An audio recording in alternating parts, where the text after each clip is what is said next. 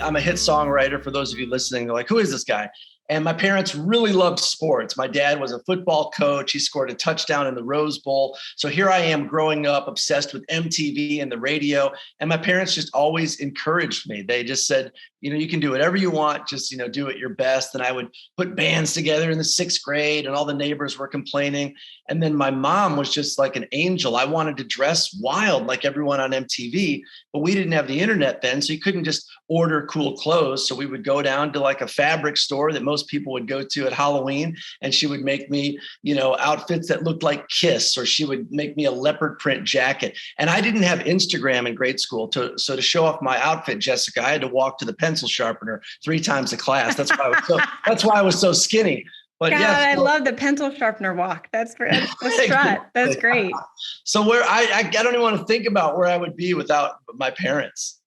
I love what you said. You said the lottery of life, which is such a beautiful, think of that and to talk about being adopted, which can be somewhat traumatic for some people if they didn't know or what their stories would be. Do you think it's typical that adoption stories end up so beautifully? Well, I love that we're in the day and age of everyone being really honest. In my experience, I have met several people, lots and lots of people, especially after I had hit songs come out. I've been on TV, the book came out.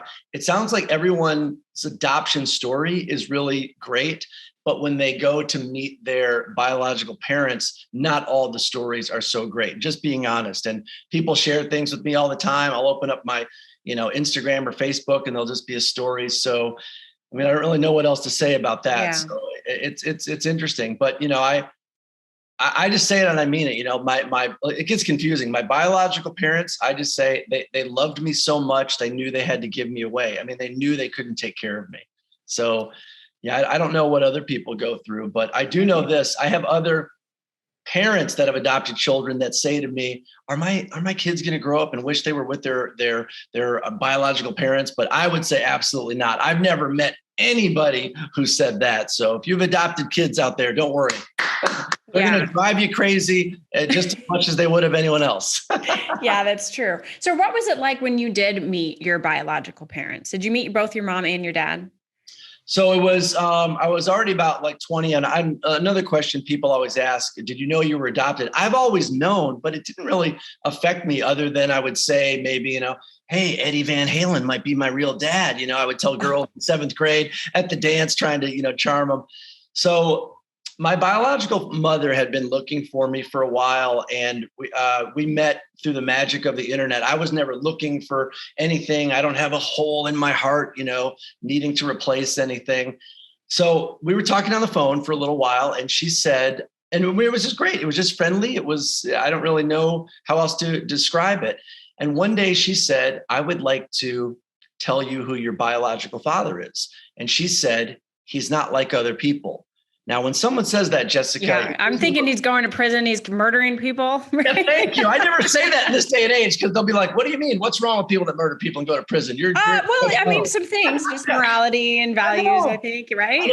People are so judgmental these days. I can tell just by looking at them. But anyway, so she said, I had moved to Hollywood by this time to follow my dream as a songwriter. So I've been struggling there for 4 or 5 years. She said, I would like to tell you who your biological father is. He's not like other people. And I was like, huh. And she said, he's an actor. And I could tell by her voice that she was not kidding. And she said, he was on the show Cheers. And my brain scanned the cast of Cheers, like the Terminator looking for a human in the movie. And I thought, and my roommates were standing there, and I put the phone on my shoulder and I said, I'm rich. My biological father is Ted Danson. Yes. He's on the show that looks like me. And she said, no. His name is Jay Thomas. And I thought, Jay Thomas? So at the time, he was a gigantic DJ in Los Angeles. This is totally true. 1 block from my crummy apartment on the most unglamorous corner of Hollywood, the entire side of a building was a giant poster billboard of Jay Thomas. It was his head on the body of like a ballerina, and it said, we apologize for Jay Thomas, mornings on Power 106. The room starts. That is like the universe sending you an absolute billboard of like, hello, pay attention.